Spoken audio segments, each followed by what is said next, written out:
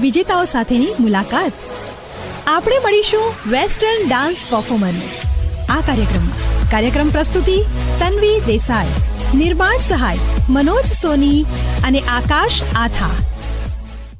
શ્રોતા મિત્રો, જીવન એક સુમધુર સંગીત યાત્રા.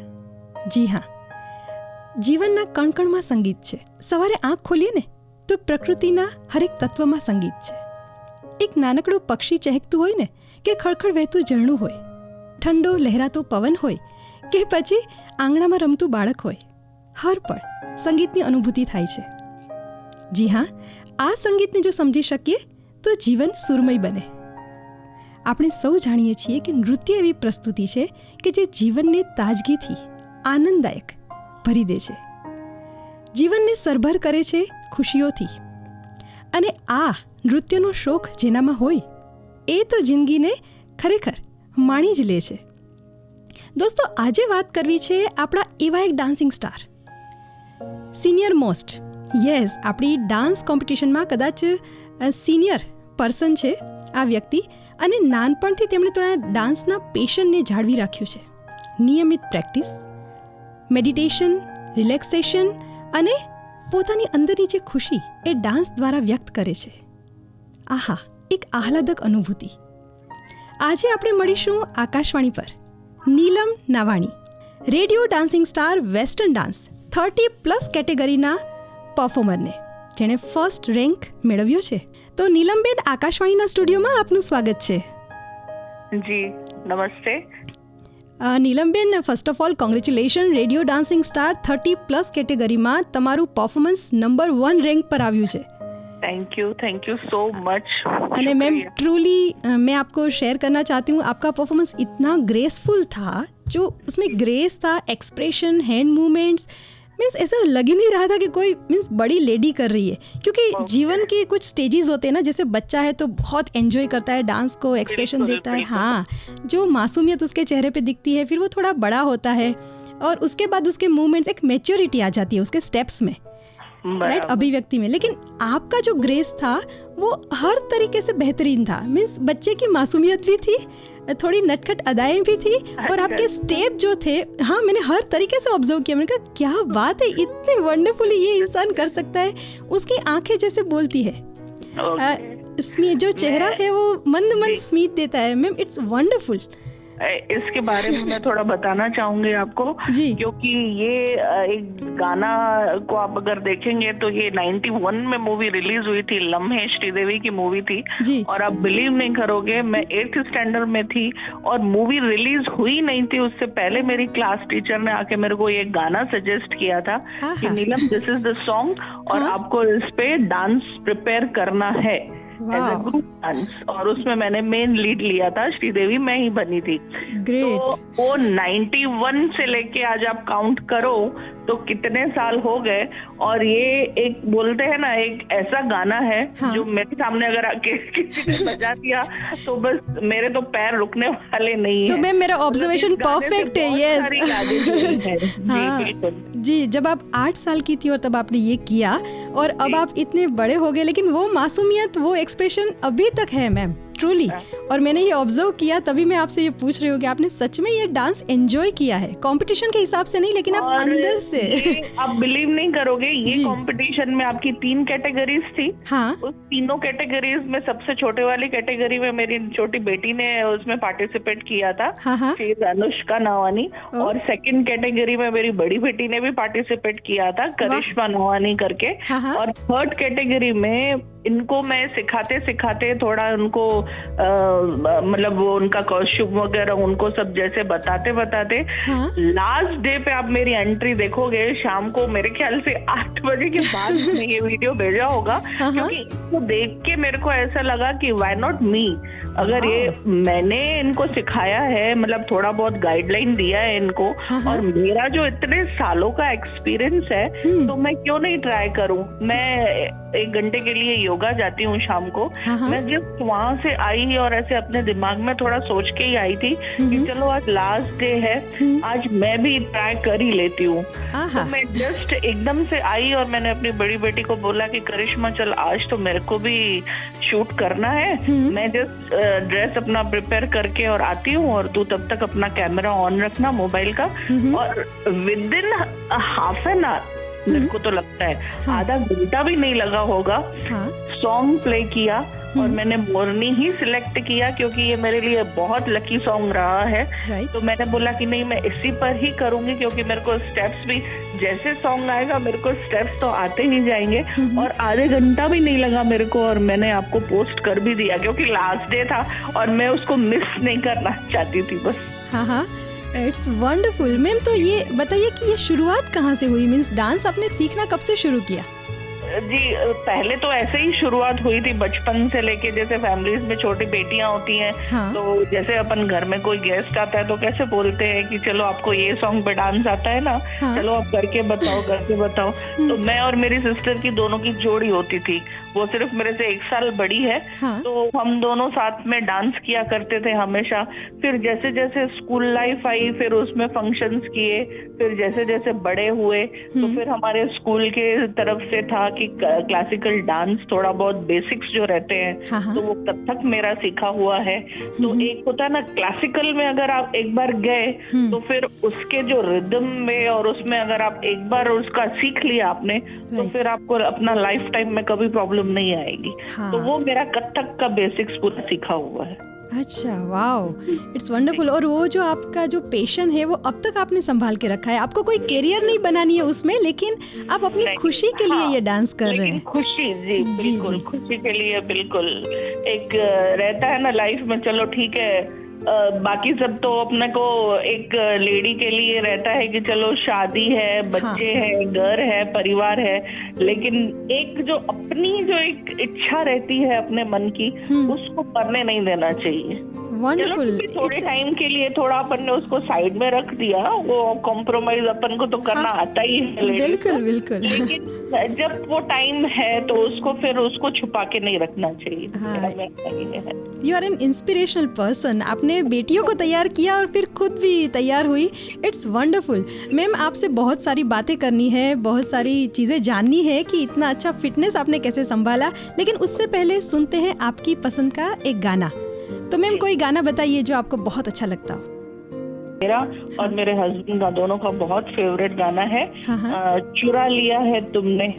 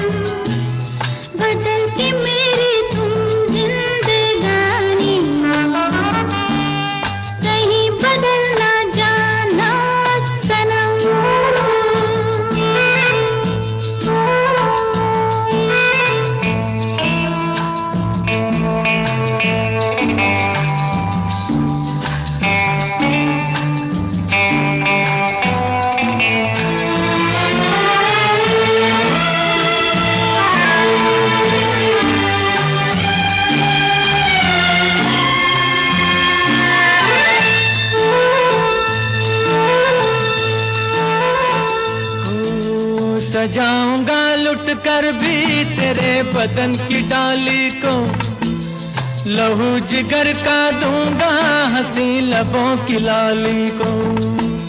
सजाऊंगा लुट कर भी तेरे बदन की डाली को, लहू जिगर का दूंगा हंसी लबों की लाली को। है वफा क्या इस जहां को, एक दिन दिखला दूंगा मैं दीवाना। चुरा लिया है तुमने जो दिल को, नजर नहीं चुराना सनम। बदल के मेरी तुम जिंदगानी, कहीं बदल ना जाना सनम। ले लिया दिल, हाय मेरा दिल, हाय दिल लेकर मुझको ना बहलाना। चुरा लिया है तुमने जो दिल को, नजर नहीं चुराना सनम।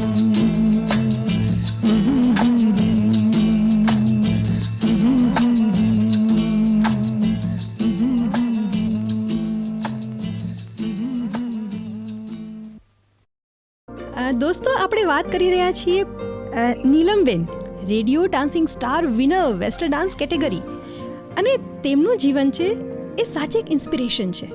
કોઈ વ્યક્તિ ઈચ્છે કે જીવનમાં શું કરવું તો એ પોતાના લક્ષ્ય સુધી પહોંચે, એની સાથે સાથે પોતાના શોખને પણ આગળ વધારે, અને એ માત્ર શોખ નહીં, એક જીવન જીવવાની એક રચનાત્મક પ્રવૃત્તિ બની જાય. જી હા, જ્યારે પણ સમય મળ્યો ખુશી માટે, પોતાના માટે એક ડાન્સ કરીએ. કોઈ પરફોર્મન્સ માટે નહીં, કોઈ કોમ્પિટિશન માટે નહીં, કોઈ લક્ષ્ય સુધી પહોંચવું નહીં, બસ મને ખુશી મળે છે ને, આનંદ મળે છે, એટલે મારે પરફોર્મ કરવું છે. અને એ ઇન્સ્પિરેશન આજે આ સ્ટેજ સુધી લાવ્યું છે કે આજે આ ઉંમરે પણ તેમની આ જે શોખ છે એ એઝ ઇટ ઇઝ એમ જ છે, અને તેમાંથી જે આનંદ મળે છે એ અનુભવી શકે છે. નીલમબેન, હવે અમને એ જણાવો કે તમારો જે આ શોખ છે, તમારા બાળકોમાં પણ એ તમારો વારસો આવે જ છે. ऑब्वियसली कही शकाय कि मोरना इंडा चितरवा न पड़े. नीलमबेन, ये बताइए कि आपके फैमिली का सपोर्ट कैसा रहा, और आपकी जो बेटियां हैं उनके साथ भी आप क्या परफॉर्म करते हैं, ड्यूएट सॉन्ग या कुछ?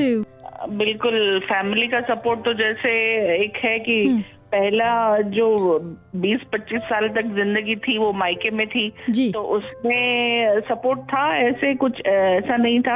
लेकिन ज्यादा मतलब बाहर जाके स्टेट लेवल पे और ऐसे जाके डांसेस परफॉर्म करना वो थोड़ा रिस्ट्रिक्ट था, क्योंकि पापा थोड़े ऐसे नेचर के थे कि नहीं लड़कियां हैं, तो उस हिसाब से ही हमको फ्रीडम मिली हुई थी. आगे पढ़ने के लिए कुछ वो नहीं था, लेकिन थोड़ा रहता है ना कि नहीं बाहर जाना जो है आंखों के सामने रहे, उस हिसाब से था. तो इसीलिए, और हम तभी ऐसा कुछ इतना कंपटीशन था भी नहीं. हम लोग जो करते थे स्कूल के लेवल पे जो कॉम्पिटिशन्स होते थे उसमें हमेशा जीत के आते थे, और बस उसमें प्राइजेस बहुत सारे मिले थे, जो हमने एक अपना घर में एक शोकेस भी बनाया था, और मम्मी उसमें सजा के रखते थे हमारे गिफ्ट.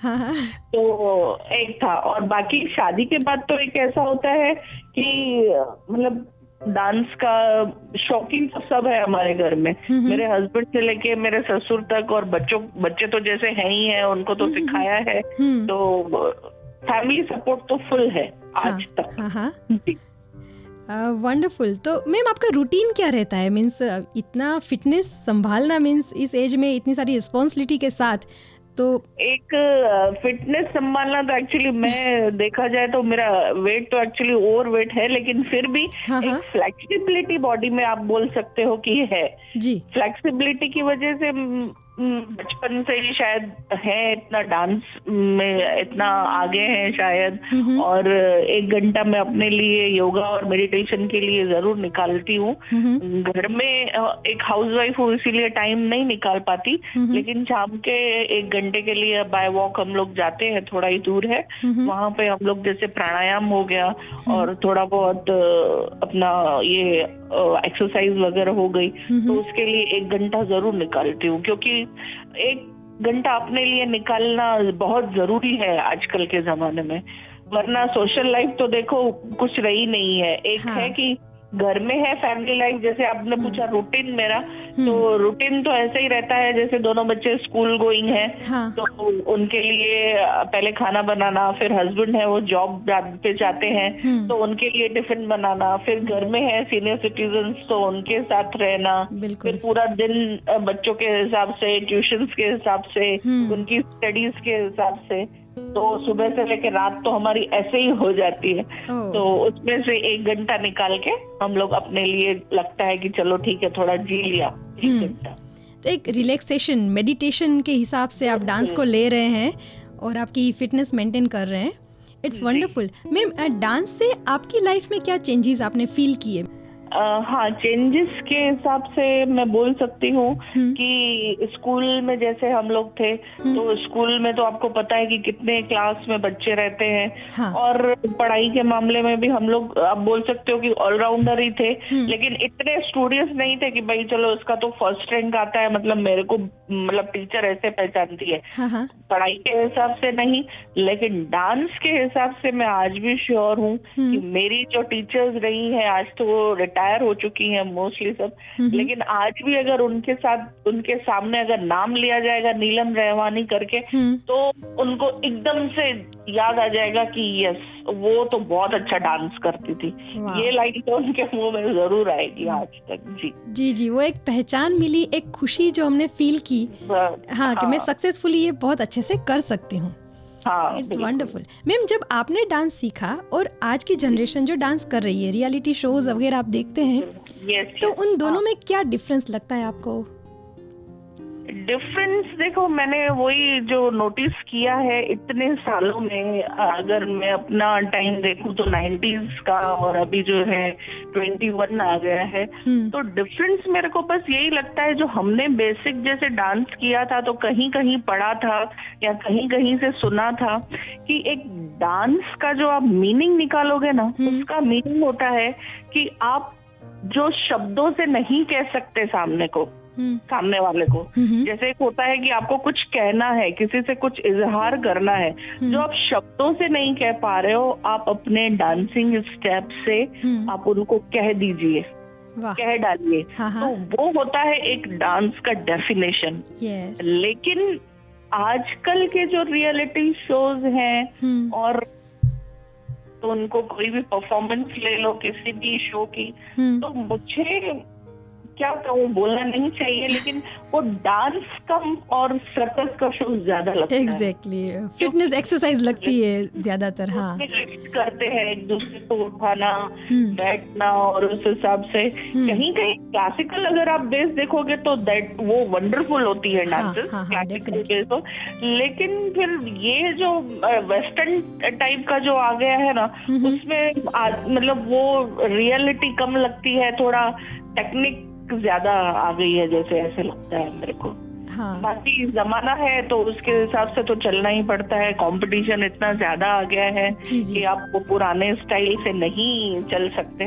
पर फिर भी जो हमारी संस्कृति में, yes the word is important, grace, हमारी संस्कृति में जो ग्रेसफुल डांसिंग है ना, वो मिटना नहीं चाहिए। बिल्कुल। मैम, ये कार्यक्रम बहुत सारी आपकी सखियाँ, बहुत सारे फैमिली मेंबर्स सुन रहे हैं, तो उनको कुछ ये मैसेज देना चाहेंगे आप डांस के लिए कि अपना जो पैशन है उसको कैसे आगे बढ़ाया जाए और उसको कैसे एंजॉय किया जाए? हाँ बिल्कुल। एक है कि लाइफ में देखो, आज मैं भी 42 इयर्स की हूँ, आज अपने मायके में भी मैं सबसे छोटी थी, और अपने ससुराल में, शायद मैं ससुराल में आते ही मैंने बहुत सारी जिम्मेदारियां उठा ली थी, क्योंकि मेरे हस्बैंड अकेले हैं, ना मेरे को ननंद है, ना देवरानी, ना जेठानी, कोई नहीं है। तो एक होता है कि मेरे मतलब ऐसे जिम्मेदारियां काफी उठाई है।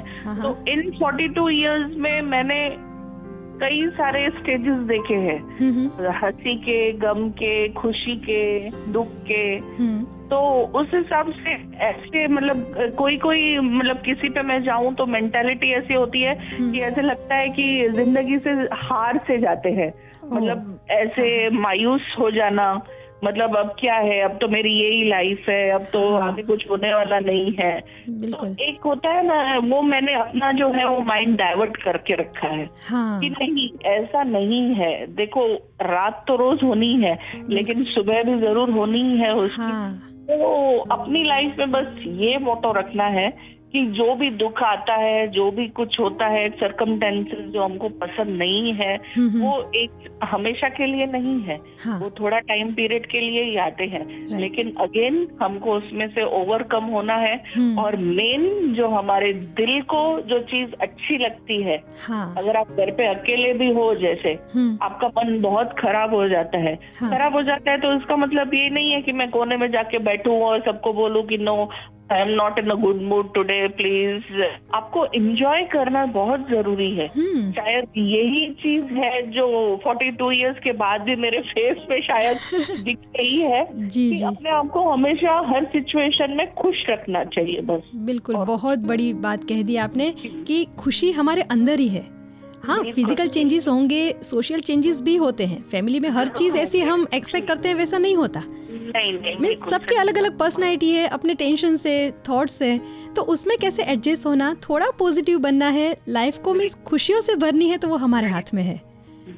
वंडरफुल मैम, आज का जो टॉक है, हमारा जो बातचीत है, बहुत इंस्पिरेशनल है। जो भी ये सुन रहे हैं और जो डांस को भूल चुके हैं, वापस वो याद करेंगे मैम। हाँ, कि बचपन में बहुत अच्छा करती थी, लेकिन अब क्या एज हो गई, अब तो मैं नहीं कर पा रही हूँ, अब वो भूल जाएंगे और बिल्कुल अपना जो शौक है वो आगे बढ़ाएंगे। जी ma'am, thank you so much, आपने इतनी अच्छी इन्फॉर्मेशन दी। Once again wish you all the best and congratulation. आपने इतना अच्छा नंबर अचीव किया और हमसे बात करने के लिए आपका बहुत बहुत शुक्रिया। जी, आपका भी बहुत बहुत शुक्रिया। मेरी जिंदगी में, मेरी लाइफ में शायद ये पहली बार ही है जो मैं बचपन में मैंने आकाशवाणी में भुज में आके काफी सारी रिकॉर्डिंग्स की हैं, उस स्टूडियो में आके, लेकिन ऐसे फोनेटिक इंटरव्यू और वो भी आप बोल रहे हो इतना इंस्पिरेशनल था, तो वो तो मेरे लिए भी बहुत ज्यादा। I am honoured today. Thank you so much. Nice of you.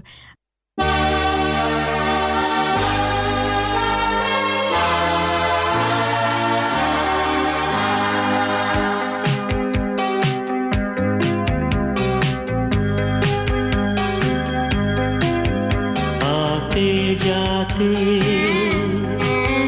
हंसते गाते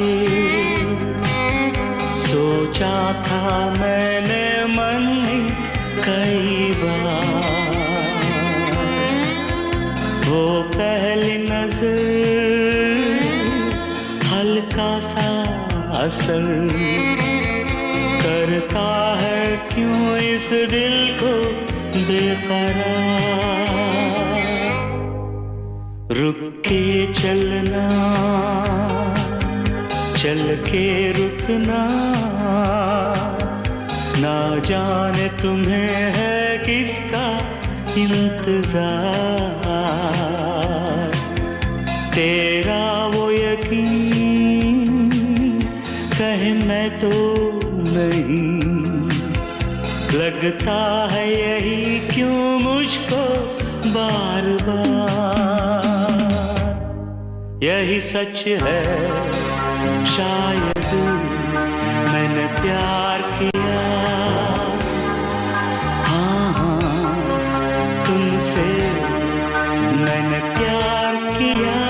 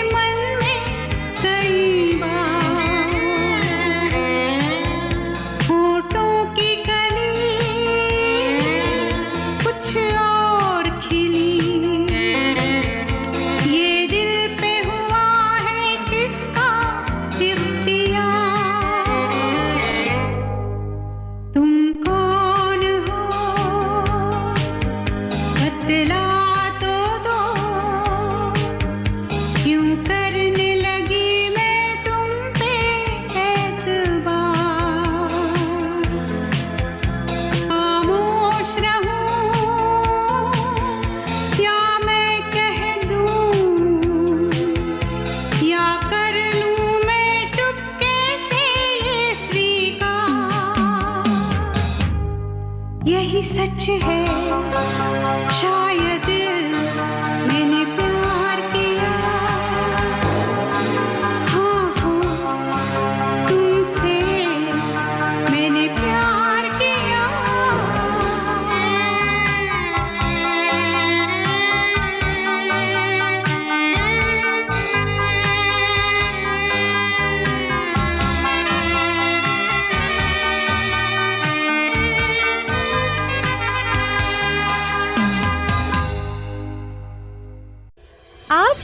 હતા રેડિયો ડાન્સિંગ સ્ટાર વિજેતાઓ સાથેની મુલાકાત.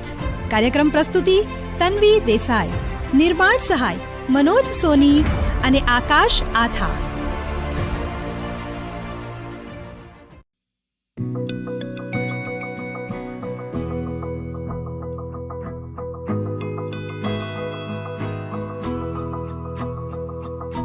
मेरी राहें तेरे तक है, तुझ पे ही तो मेरा हक है. इश्क मेरा तू बेशक है, तुझ पे ही तो मेरा हक है. साथ छोड़ूंगा ना तेरे पीछे आऊंगा, छीन लूंगा या खुदा से मांग लाऊंगा. तेरे नाल तकदीरां लिखवाऊंगा, मैं तेरा बन जाऊंगा, मैं तेरा बन जाऊंगा. सो तेरी मैं कसम यही खाऊंगा, कीते वादे आनू मरा निभाऊंगा. तुझे हर बारी अपना बनाऊंगा, मैं तेरा बन जाऊंगा, मैं तेरा बन जाऊंगा.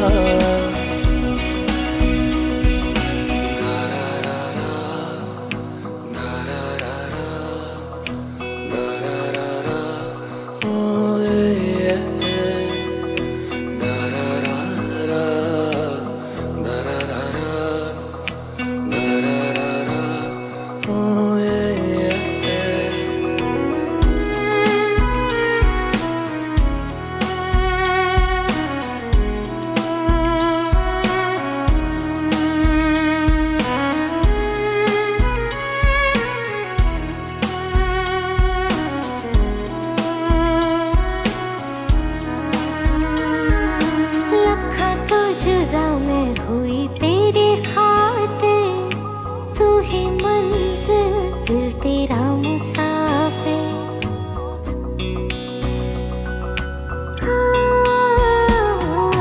लखा तो जुदा मैं होया तेरी खातिर, तू ही मंजिल मैं तेरा मुसाफिर.